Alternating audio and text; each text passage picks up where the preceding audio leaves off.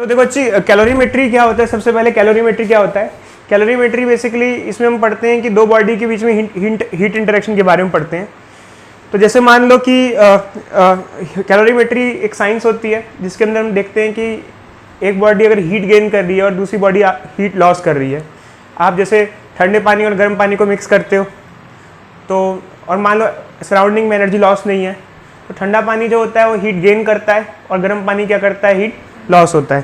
तो कैलोरीमेट्री में मेनली हम पढ़ते हैं अगर एनर्जी लॉस नहीं है तो heat gain by one body is equal to heat loss by another body.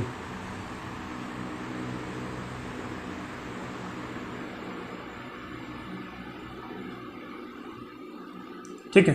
Calorimetry पढ़ने से पहले हमें कुछ प्री रिक्विजिट चीज़ें हैं जो बढ़नी पड़ती हैं, जैसे कि लेटेंट हीट और सेंसिबल हीट।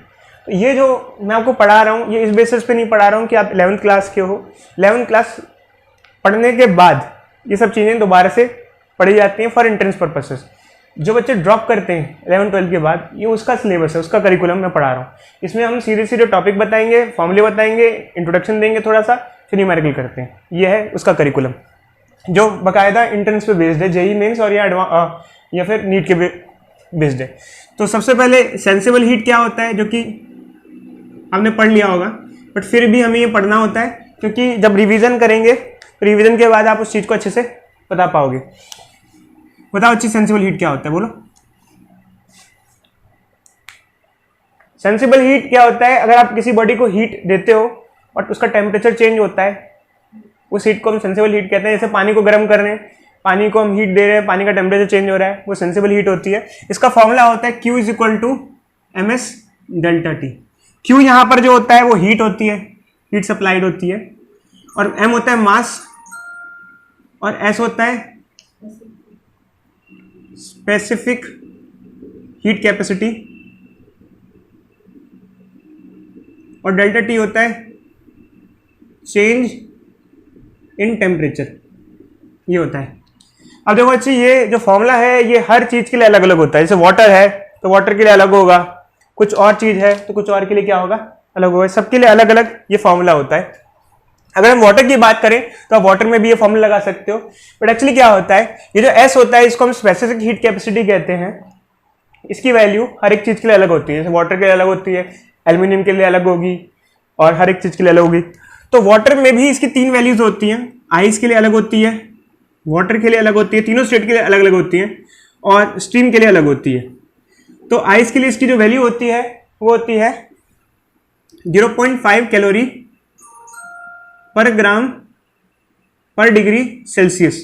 वाटर के लिए होती है 1 कैलोरी पर ग्राम पर डिग्री सेल्सियस, और स्टीम के लिए होती है 0.48 कैलोरी पर ग्राम पर डिग्री सेल्सियस। तो ये इसकी वैल्यूज होती हैं, जो कि आपको थोड़ा ध्यान रखना इंपॉर्टेंट है एग्जामिनेशन पॉइंट ऑफ व्यू से। ठीक है। अब देखो अच्छी, ये फॉर्मूला हो गया सेंसिबल हीट का। सेंसिबल हीट वो होती है कि जब हम किसी चीज को हीट देते हैं और उसका टेम्परेचर राइज होता है, उसको सेंसिबल हीट कहते हैं। जैसे पानी को हम हीट कर रहे हैं तो पानी गर्म हो रहा है, ये सेंसिबल हीट है। अब दूसरी टाइप की जो हीट होती है, हीट के 2 टाइप्स होते हैं एक्चुअली। जब हम किसी बॉडी को हीट करते हैं तो हीट को हम 2 टाइप से क्लासीफाई करते हैं। एक होता है सेंसिबल हीट, एक होता है लेटेंट हीट। लेटेंट हीट क्या होता है कि जब हम किसी बॉडी को हीट देते हैं और जो हीट स्टेट चेंज करने में जाती है वो हीट क्या होती है, लेटेंट हीट होती है। तो लेटेंट हीट की हम बारे में बात करें,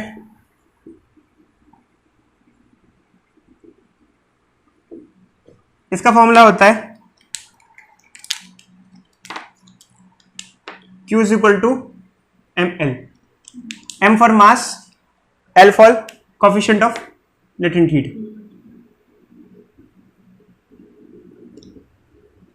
जो L की वैल्यूज होती हैं, जैसे हम फिलहाल वाटर की ज्यादा बात करते हैं, तो L के लिए वाटर में 2 वैल्यूज होती हैं। एक तो F फ्यूजन वाली होती है और एक वेपराइजेशन वाली होती है।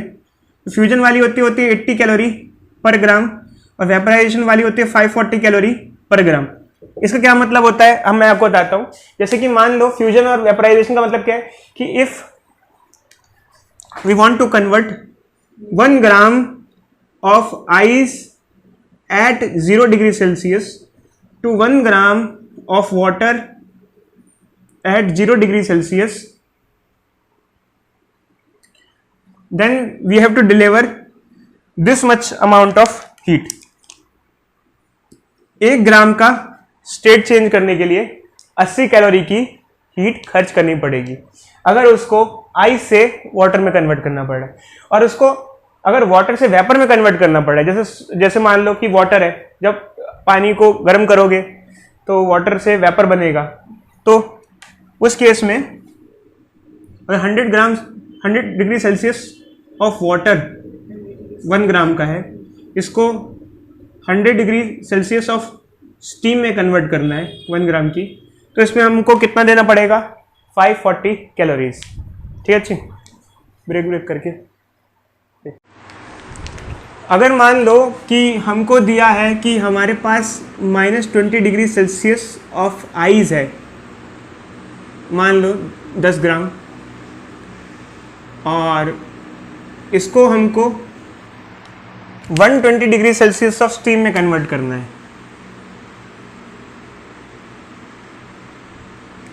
तो हमें किस किस प्रोसेस से जाना पड़ेगा, तो देखो एक्चुअली क्या होगा कि सबसे पहले क्या होगा कि हमें -20 डिग्री सेल्सियस ऑफ आइस सबसे पहले कन्वर्ट होगी 0 डिग्री सेल्सियस ऑफ आइस में। सबसे पहले टेम्परेचर चेंज होगा, सबसे पहले हमको सेंसिबल हीट प्रोवाइड करनी पड़ेगी। इसके बाद हमें क्या करना पड़ेगा, इसके बाद हमको इसकी स्टेट चेंज करनी पड़ेगी, और ये 0 डिग्री सेल्सियस ऑफ वाटर में कन्वर्ट होगा। इसके बाद क्या होगा, इसके बाद इसको और गर्म करेंगे, ये 100 डिग्री सेल्सियस ऑफ वाटर में कन्वर्ट होगा। तो इसके बाद इसे और गर्म करेंगे, ये 100 डिग्री सेल्सियस ऑफ स्टीम में कन्वर्ट होगा। इसके बाद इसको और गर्म करेंगे, ये 120 डिग्री सेल्सियस ऑफ स्टीम में कन्वर्ट होगा। तो कुल मिला के ये पूरा प्रोसेस फॉलो होगा, तो यहाँ पर हम कौन सी हीट देंगे, यहाँ हम देंगे सेंसिबल, यहाँ हम देंगे लेटेंट, यहाँ देंगे सेंसिबल, यहाँ देंगे लेटेंट, यहाँ देंगे सेंसिबल। तो ये इसमें 3 बार सेंसिबल हीट देंगे और 2 बार लेटेंट हीट देंगे। तो मान लो कि हमें पूरा प्रोसेस निकालना है कि इस पूरे प्रोसेस में कितने अमाउंट ऑफ हीट हमारी खर्च हो रही है, तो हम क्या करेंगे, हम पूरा फॉर्मूला लगाएंगे। टोटल हीट स्पेंड क्या हो जाएगा, सेंसिबल इसका क्या हो जाएगा MS डेल्टा T इसका। तो इसमें मास तो जैसे मान लो कुछ भी दिया है, चलो हमने 10 लिया या M ले लिया मान लो, तो M की जगह M आ गया। आइस का S जो होता है, आइस का जो S होता है वो होता है 0.5, ठीक है। डेल्टा T यहाँ कितना होगा, -20 से 0 कितना होगा 20। तो ये इस प्रोसेस में इतनी हीट लगी। अब इस प्रोसेस में कितनी हीट लगेगी, इस प्रोसेस में हीट का जो फॉर्मूला होगा वो होगा हमारा M × L। जैसे इसमें होगा MS डेल्टा T, इसमें होगा M × L। मास कितना दे रखा है हमें, मास हमको M दे रखा है, L कितना होगा इसमें 80 हो जाएगा, ठीक है। अब इस प्रोसेस में सेंसिबल हीट लगेगी MS डेल्टा T, मास है M, S कितना है 1, डेल्टा T कितना होगा 0 से 100 तो 100 हो जाएगा। और फिर इस प्रोसेस में हम लेटेंट हीट देंगे, ये क्या हो जाएगा M × L हो जाएगा, L कितना है 540। और इस प्रोसेस में हम फिर से सेंसिबल हीट देंगे, यहाँ पर MS डेल्टा T यूज़ करेंगे। S यहाँ पर कितना होगा, यहाँ पर S स्टीम का होगा जो कि होता है 0.45, और डेल्टा T कितना हो जाएगा 20। तो इसको हम पूरा पुट कर देंगे और कैलकुलेट कर लेंगे। यहाँ पर MS डेल्टा T आ जाएगा, यहाँ ML आ जाएगा, यहाँ MS डेल्टा T आ जाएगा।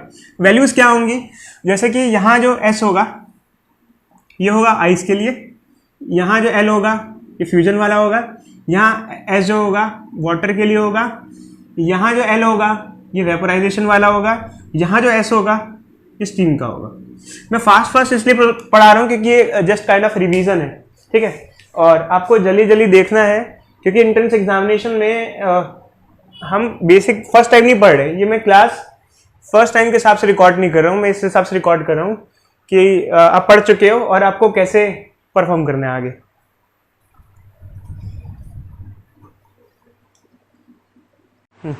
मान लेते हैं हमारे पास -20 डिग्री सेल्सियस ऑफ आइस है, अब उसको हमें 120 डिग्री सेल्सियस ऑफ स्टीम में कन्वर्ट करना है।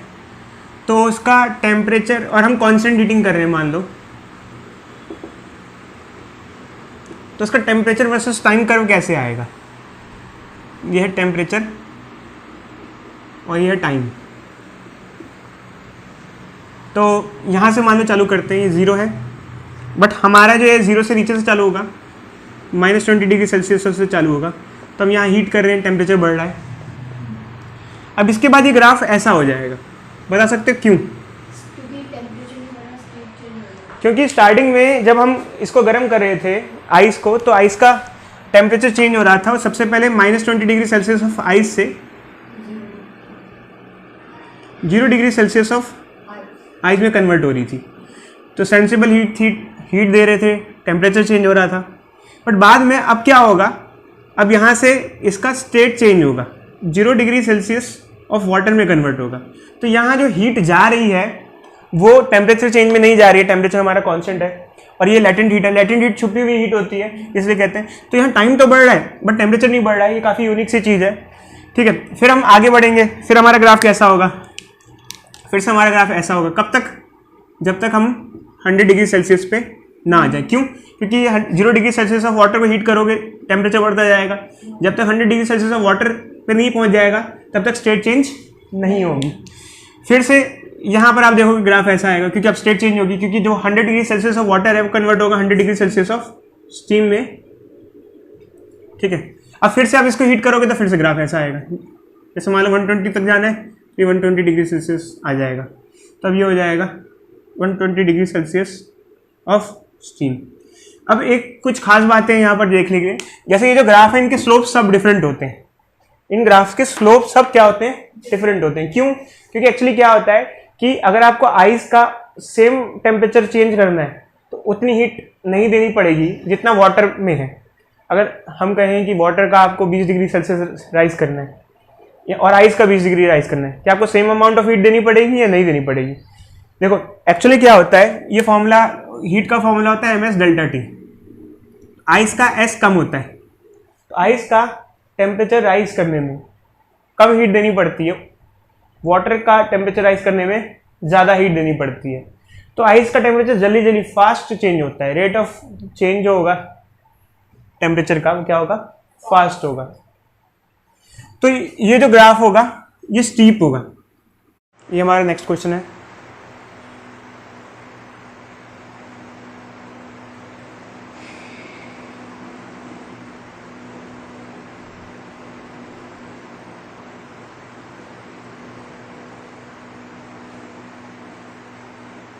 तो हमें क्वेश्चन में दिया गया है कि एक बुलेट है जो कि 5 ग्राम की है, उसकी स्पीड 210 मीटर पर सेकंड है।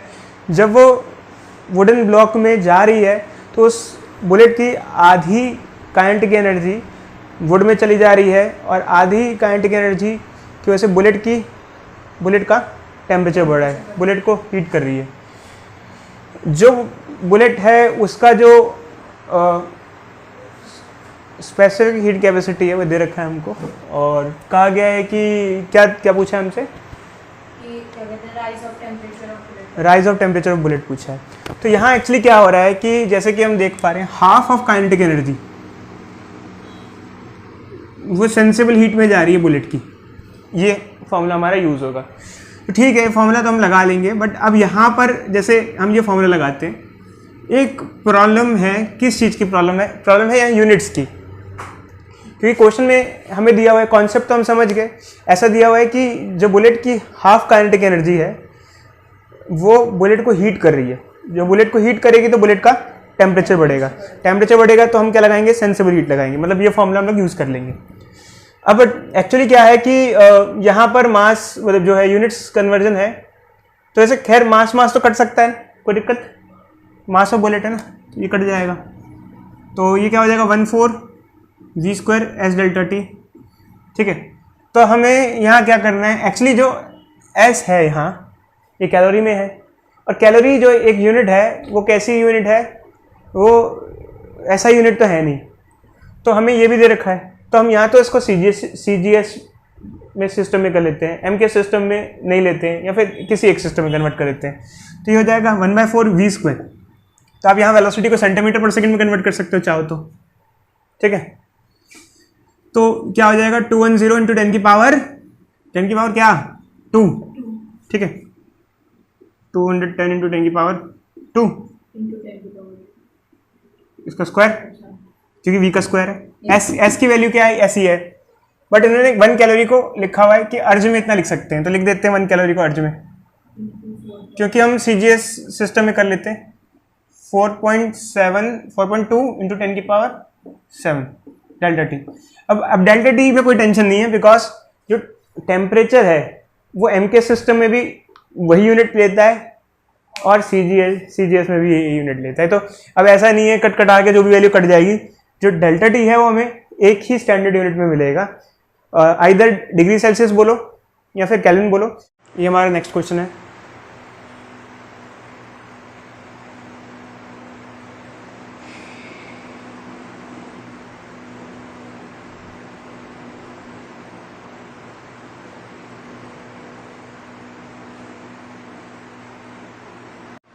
तो इस क्वेश्चन में हमें ये दिया गया है कि हमारे पास 100 ग्राम की आइस है जो कि 0 डिग्री सेल्सियस पे है, उसको हमने 200 ग्राम वाटर में डाल दिया जो कि 25 डिग्री सेल्सियस है। जब कभी हम आइस को वाटर में डालते हैं तो वाटर हीट देता है, आइस हीट लेती है, तो एक हीट गेन करता है, एक हीट लॉस होता है एक में। तो यहाँ क्या होगा, थोड़ी कहानी ढंग से आराम से समझते हैं।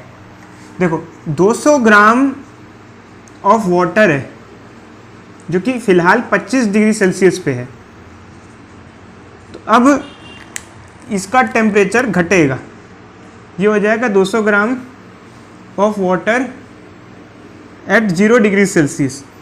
बट इससे नीचे नहीं जाएगा क्योंकि अब दोनों का, आइस का और इसका टेम्परेचर सेम हो जाएगा, ये दोनों थर्मल इक्विलिब्रियम में हो जाएंगे।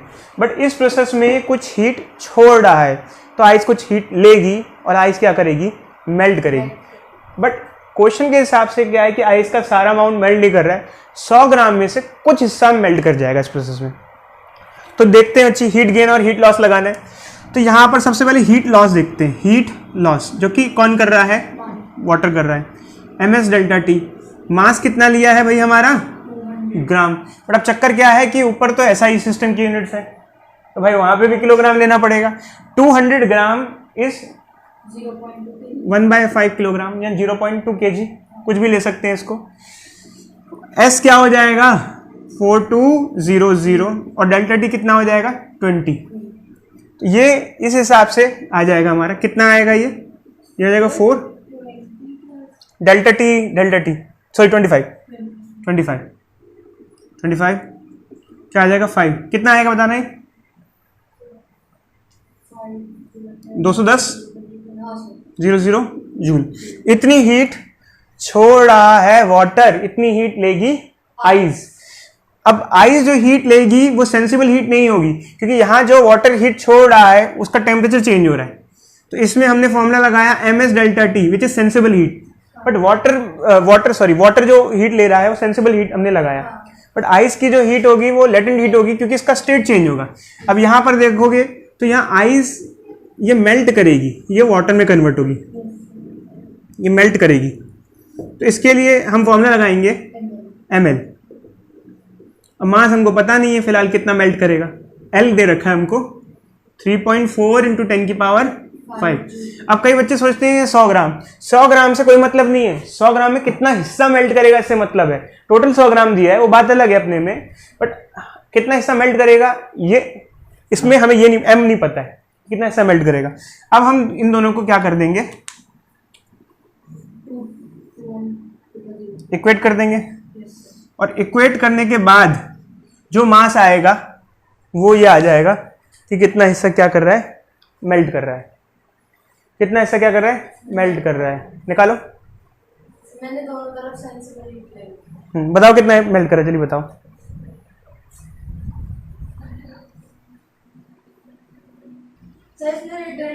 तो इसमें इधर देखो अच्छी, इसके अंदर अगर हम जैसे इसको इक्वेट कराएंगे तो मास कितना आएगा बताना। इसको इक्वेट करा देंगे तो m की वैल्यू कितनी आएगी बोलो। 2100 upon 3.4 into 10 to the power 5। और कितना आएगा सिंप्लीफाई करके करीब केजी में मेरे 10 में ग्राम में दे रखा है। ग्राम में कितना आएगा बताओ जल्दी से। 61.7 61.7 ग्राम आ जाएगा। उसमें ऊपर इंटू 10 वो आप उसको बाद में सिंप्लीफाई कर लेना, ग्राम में इस तरीके से आ जाएगा। Yes, sir. ठीक है अच्छा, आगे बढ़ते हैं। ये हमारा नेक्स्ट क्वेश्चन है।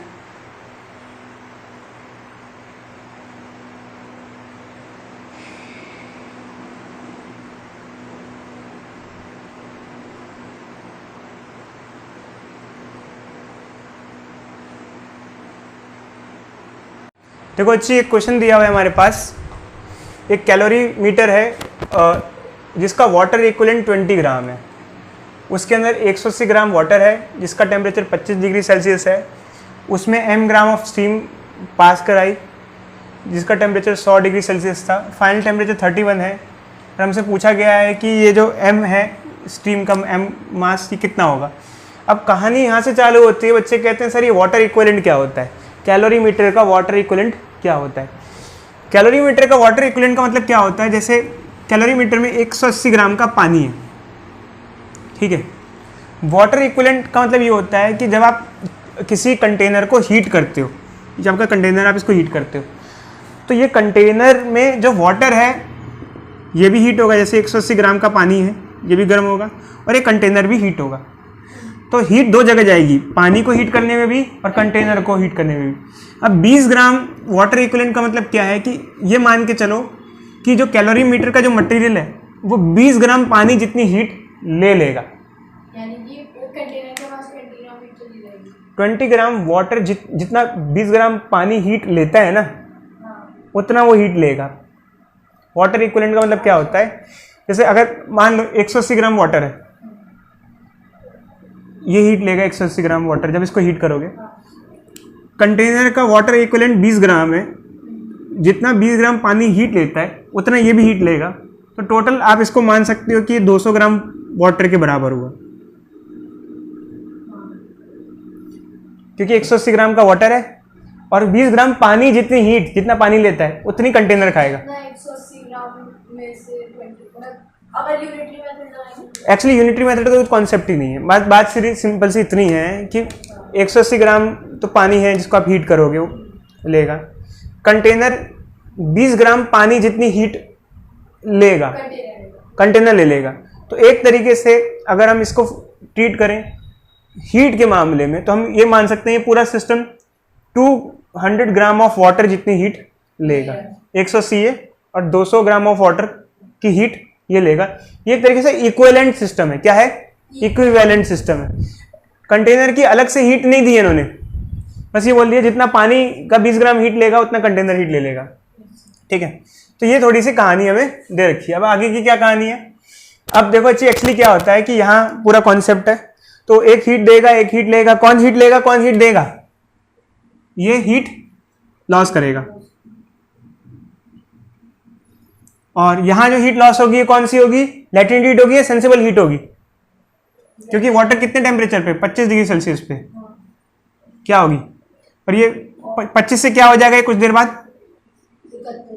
क्या सेंसिबल हीट लगाएं? क्या लगाएं? सेंसिबल लगाएं क्योंकि स्टेट चेंज नहीं हो रही है।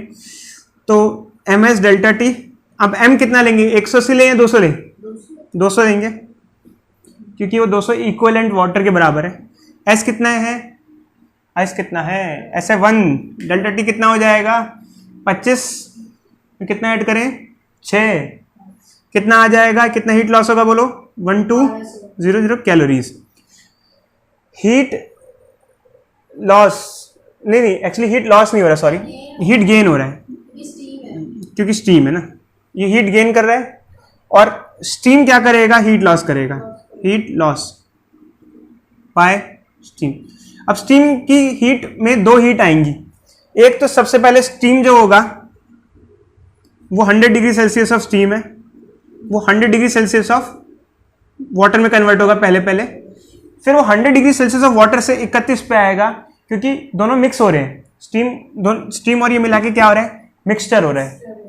तो ये आएगा 31 डिग्री सेल्सियस ऑफ वाटर क्योंकि स्टीम इसमें आएगी। तो जब हम हीट लॉस बाय स्टीम लेंगे तो यहाँ दो हीट लेंगे, एक तो लेंगे ml और एक लेंगे ms डेल्टा टी। तो मास ऑफ स्टीम हमें नहीं पता है, m है। l कितना है स्टीम का? 540। और m कितना है भाई हमारा नहीं पता, एस कितना है, अब तो ये वाटर में कन्वर्ट हो चुका है क्योंकि पहले वो स्टीम था, स्टीम वाटर में कन्वर्ट हुई, फिर वाटर में उसका टेम्परेचर 100 से कितना जाएगा 31, कम होगा ना टेम्परेचर। तो 2 हीट लेंगे स्टीम के केस में हम, तो एस कितना हो जाएगा हमारा 1, और डेल्टा टी स्टीम के लिए कितना होगा, तो इसको देखेंगे चाहिए जो कि हो जाएगा 69। अब ये ऐड करके कितना हो जाएगा बताना है टोटल 509 609 एम। अब हम क्या करने वाले हैं, इन दोनों को इक्वेट करा देंगे, इससे हमारा क्या आ जाएगा मास आ जाएगा, कितना मास ऑफ स्टीम। जैसे मान लो कभी कभार क्या होता है कि हम किसी पानी को गर्म करते हैं कंटेनर में, पानी को जब हम कंटेनर में गर्म करेंगे तो देखो होता क्या है कि बच्चों को क्या थॉट आता है बताते हैं। जैसे let us take if we have water of m mass of water, और वाटर का एस वाटर हो गया, तो मान लो हमने कहा कि डेल्टा टी टेम्परेचर चेंज कर रहे हैं, तो बच्चों को ये लगता है कि जो टोटल हीट कंज्यूम होगी वो होगी एम एस डेल्टा टी, फिर एम वाटर हो जाएगा या एस वाटर हो जाएगा, डेल्टा टी हो जाएगा। ऐसा नहीं है, जब हम हीट करते हैं तो कंटेनर भी गर्म होता है, तो ये तो आप अगर अप्रॉक्सीमेट वैल्यू लो तो ये ले सकते हो, बट एक्चुअल में टोटल हीट जाएगी mass of container S of container delta T, तो दोनों हीट ले रहे हैं, गेन कर रहे हैं, तो एक्चुअल में ये होता है दोनों की हीट ली जाती है। ये हमारा नेक्स्ट क्वेश्चन है।